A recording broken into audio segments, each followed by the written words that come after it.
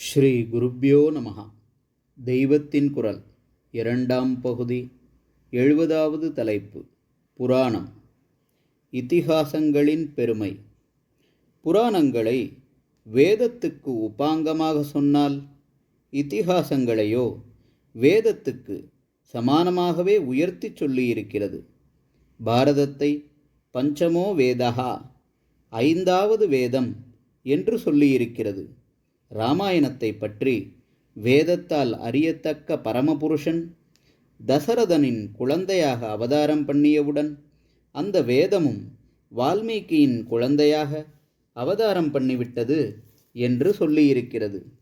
வேதவேத்யே பரே பும்சி ஜாதே தசரதாத்மதே வேதः பிராச்சே தசாதாசீத் சாக்ஷாத் ராமாயணாத்மனா.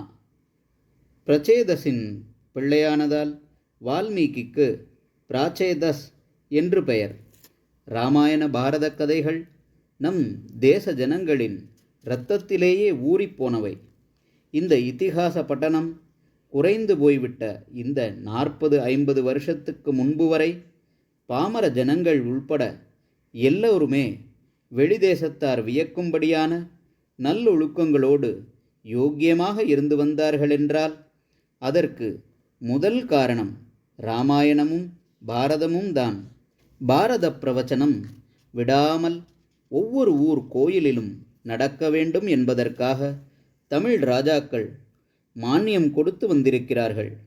40-50 வருஷத்துக்கு முந்தி வரையில் பூசாரி உடுக்கடித்து கொண்டு பாரதம் பாடுவதை கேட்கத்தான் கிராம ஜனங்கள் கூட்டம் கூட்டமாக போவார்கள். அதுதான் அவர்களுக்கு சினிமா டிராமா எல்லாம். ஆனால் இந்த சினிமா டிராமாக்களினால் ஒழுக்கத்துக்கு ஏற்பட்டிருக்கிற ஹானிகள் இல்லாமல் பாரத கதை கேட்டு கேட்டே அவர்கள் சத்தியத்துக்கு பயந்து கபடு சூது இல்லாமல் நல்ல வாழ்க்கை நெறியில் போனார்கள்.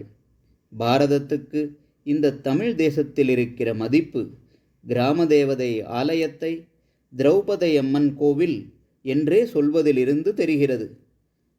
ஒவ்வொரு பெரிய புராணத்தையும் எடுத்துக்கொண்டால் அதிலே தனித்தனி கதையாக அநேகம் இருக்கும்.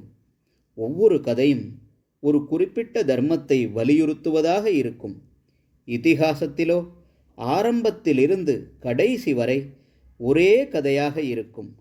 நடுவே வேறு பல உபாக்கியானங்கள் வந்தாலும் கூட அவையும் பிரதானமான ஒரு கதையை சுற்றியே இருக்கும். புராணத்தில் ஒவ்வொரு கதை ஒவ்வொரு தர்மத்தை சொல்கிறது என்றால், இதிகாசத்தின் மையமான கதையில் சகல தர்மங்களும் நடத்தி காட்டப்பட்டிருக்கும். உதாரணமாக தனிக்கதைகளான ஹரிஷ்சந்திர உபாக்கியானம் சத்தியம் என்ற ஒரு தர்மத்தை மட்டும் சொல்கிறது. ஸ்ரவணன் கதை பித்ருபக்தியை மட்டும் சொல்கிறது. நளாயினி கதை கற்பை மட்டும் சொல்கிறது. ரந்திதேவன் கதை பரம தியாகத்தை கருணையை மாத்திரம் சொல்கிறது. ஆனால் ராமர் பஞ்சபாண்டவர்கள் இவர்களுடைய வாழ்க்கையை சுற்றி அமைந்த இதிகாசங்களில் இவர்கள் சகல தர்மங்களையும் நடத்தி காட்டி இருக்கிறார்கள். ஹரஹர சங்கர ஜெய ஜெய சங்கர. தெய்வத்தின் குரல் மேலும் ஒலிக்கும்.